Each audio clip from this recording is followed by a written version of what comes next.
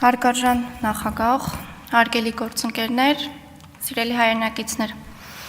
հիշեցնեմ, որ մենք քննարկում ենք հեռուստատեսության և ռադիոյի հանձնաժողովի տարեկան հաղորդումը։ Ցավում եմ, որ պարոն Խաչատրյանը գնաց, պարոն Խաչատրյան, եթե լսում եք ինձ, նախանձում էիք պարոն Կոնջորյանին և տիկին Կարապետյանին, թույլ տվեք, ես էլ նախանձեմ ձեր ունիկալ կարողությանը, իմ մոտ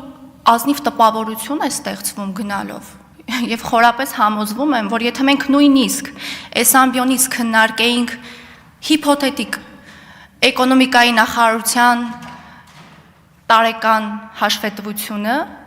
խոշոր և մանր եղջերավոր կենդանիների մասին զրուցեինք,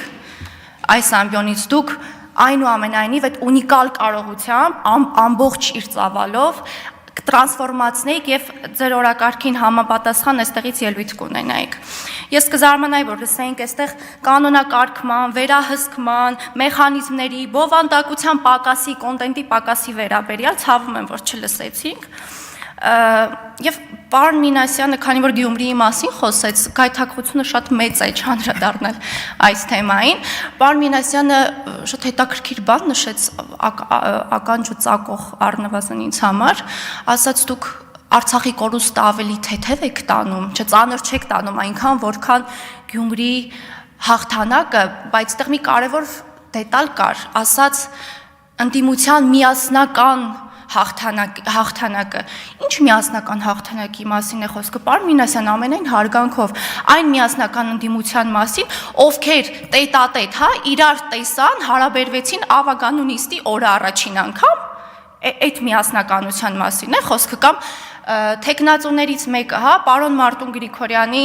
ներկայացուցիչը նշեց, որ դե ձայները տվել ենք, բայց մենք կապ չունենք դե այդ մարդկանց հետ կապ չունենք, տվել ենք, բայց չենք ճանաչում։ Սրա ինչի մասն է խոսքը, սրա մասին, միասնականությունը ձեր։ Եվ հետ գալով պարոն Հակոբյան, իմ հիմնական խոսքին, ես քանի որ չհասցրեցի հարց ուղղել ձեզ, տեսեք, ձեր զեկույցում նշեցիք, որ եթե չեմ սխալվում, ինձ կուղեք, 5 դիմում եք ստացել, 6, որից 4-ը, եթե չեմ սխալվում, վերաբերելի չեն եղել ըստեյության, վերաբերելի չեն եղել հանձնաժողովի գործառույթներին և հետևապես քաղաքացիները հասցեագրում են և իրենց խնդիրները ուղղում են այլ հարթակներում, Facebook-յան հարթակում հիմնականում արտացոլվում են այս դժգոհությունները, այստեղ երկու հարց ինձ մոտ առաջացավ, տեսեք, մի կողմից տպավորություն է ստեղծվում, որ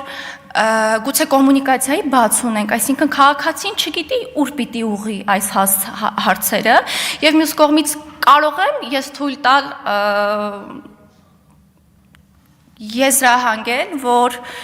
վստահության խնդիր ունենք այս համատեքստում, իսկ քաղաքացին կարծում է, որ եթե վիրտուալ հարթակներում այս հարցերը ուղղի, ավելի արագ կստանա պատասխան, քան օրինակ հասցեագրի այնտեղ, որտեղ ըստ էության պիտի հասցեագրի, շնորհակալ եմ։